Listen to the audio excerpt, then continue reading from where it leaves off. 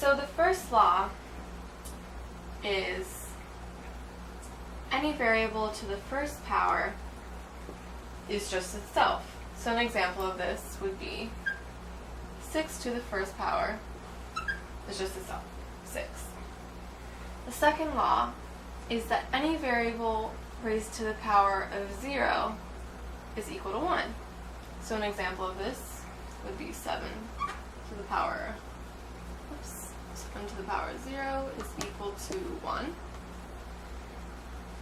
The next law is any variable raised to a negative exponent, in this case negative 1, is going to be 1 over x, because anytime we see a negative exponent, it tells us to divide. So when you see this negative sign, you want to write 1 over this whole term, whatever this whole term is. So an example of this would be 4 raised to the negative 1 exponent would equal 1 over this whole quantity of 4 raised to the power 1. Alright, so the next law that I'm going to tell you is x to the m times x raised to the nth power. So whenever you see two variables of the same base and they are being multiplied, all you have to do is add the exponents. So this would be x to the m plus n. So an example of this, if you had, say you had x squared times x to the power 3, all you'd have to do is add the exponents. So 2 plus 3 is 5, so the answer would be x to the 5. The same type of idea is used when you are subtracting when you are dividing two variables with the same base. So say I had x raised to the m divided by x raised to the n. Because I have two variables of the same base and they are being divided, that just means that I have to, instead of adding the exponents like we did when multiplying, we just have to subtract the exponents. So the answer would be x raised to the power m minus n. So an example, if you had x raised to the 6 divided by x raised to the second, you just subtract them, and 6 minus 2 is 4, so the answer would just be x raised to the power 4. So the next rules that we're going to discuss are the power raised to power rules. So for example, one of the rules is x raised to the power m raised again to the power n. So whenever you see two variables, whenever you see a power raised to a power, you just multiply the two exponents together. So this would become x raised to the power m multiplied by n. So an example of this, if you had x squared raised to the third power, all you'd have to do is multiply 2 times 3, and you would get an answer of x raised to the power 6. Our next law is very similar to this. It is xy raised to the n power is equal to x to the n, y to the n. And the reason for this is that when we have a term consisting of two variables and it's being raised, and the whole thing is being raised to a power, you must distribute that power to both of the variables inside the parentheses. So an example would be xy cubed.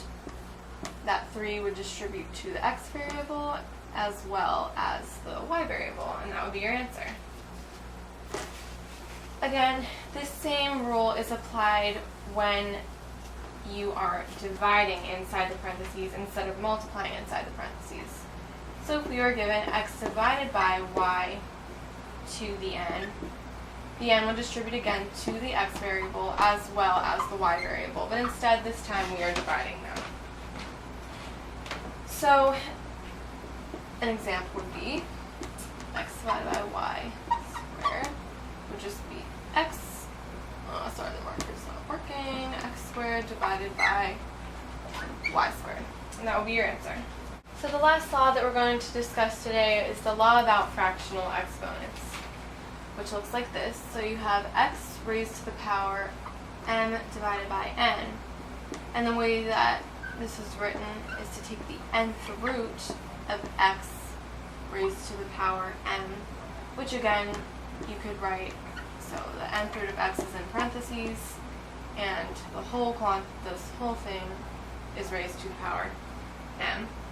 So an example of this, if you had x raised to the power 3 divided by 2, you'd take the square root of x, if you had x to the 2 over 3, you would take the cubed root of x squared, which again you could write with the cubed root of x in parentheses, and the whole thing raised to power 2. Now this one might not make much sense now, but I will explain this law in more detail later on in the video. So now that I've told you the laws of exponents, I want to go into a little bit further detail in order for you to understand them a little bit better. The key to understanding the laws of exponents is simply just to write everything out. That way, if you forget one of the laws of exponents, you'll still be able to break it down and make sense of it, and hopefully be able to solve the problem correctly. So if I were to show you an example of this, so we just learned that when you are multiplying two variables of the same base, all you have to do is add the exponents. But hey, what if you forgot the rule? Like, how would you be able to solve this problem? Well, whenever you have a variable raised to an exponent, this is just telling you how many times to multiply that variable. So, you would have 2x's for x squared and 3x's for x cubed. And in order to get x to the 5, all you have to do is add them all up. So it would be 1, 2, 3, 4, 5, and the answer would be x to the 5. So you just write it all out and count up how many x's you have. Whoops. And that is your answer. Okay, so whenever you have the same base and you are dividing, all you have to do is subtract the exponents, like we learned before. So, if I had the example again, x to the 4 divided by x squared, if I were to remember the rule, I'd know that when I have the same base, all I have to do is subtract the exponents when I'm dividing. So 4 minus 2 is 2, so the answer would be x squared. But again, say you forgot this rule, all you have to do is write it out. So we'd first start out by writing out our 4x's and then dividing that whole thing over our 2x's. So in order to solve this, all you have to do is remember that whenever you see an x above the line and an x below the line, you can simply cancel them out because x divided by x itself is just 1. So we cross those 2 out, and we are left with 2x's, which translates to x squared. So again, when in doubt, just write everything out. So there's one more thing that I wanted to show you. So this particular law also explains why any variable raised to the power 0 is equal to 1. For example, if we had x squared divided by x squared, so this is one, variable, or one term divided by itself, the answer would be 1. And this goes along with our rule, because when we're dividing two variables of the same base, all we have to do is subtract our exponents. So 2 minus 2 is 0, so any variable raised to the 0 power is just 1. Okay, so I'm going to explain the power raised to a power rules more in depth now. So if I had my variable x raised to the power m, again raised to the power n, I know that whenever I have a power raised to a power, all I do is simply multiply the exponents. But if I were to forget this rule, say I had x raised to the power 3 raised again to the power 4. Well, x raised to the power 3, I know I can just write out 3 x's, and it's telling me to write these 3 x's out 4 times. So what I'm going to do is just write out 4 bundles of 3 x's. So when I have that, all I have to do is add up how many x's I have. So that's 1, 2, 3, 4, 5, 6, 7, 8, 9, 10, 11, 12. And my answer is simply x to the 12th. But again, that rule is just whenever you see power raised to a power, just multiply the exponents, and 3 times 4 is 12. Alright, so the next law that I'm going to explain is our term x times y raised to the power n. So again, when I see two different variables inside the parentheses with a raised to a root, I know that I must distribute this power to both variables in the parentheses. But again, if I forgot this, I could simply write it out. So it's telling me to write this out, xy 3 times, which simplifies to x multiplied by y, which again simplifies x to the third times y to the third, which is your answer. But you would find that out just by distributing this 3 to both variables. Okay, again, so this is the same type of idea when you are dividing. The power applies to both variables within the parentheses. So I had x divided by y raised to the power n. I know that n applies to both the x variable as well as the y variable, but instead of multiplying, this time we are dividing. But again, say if you forgot this, it would be and we had, for example, a problem that said x divided by y raised to the power 3.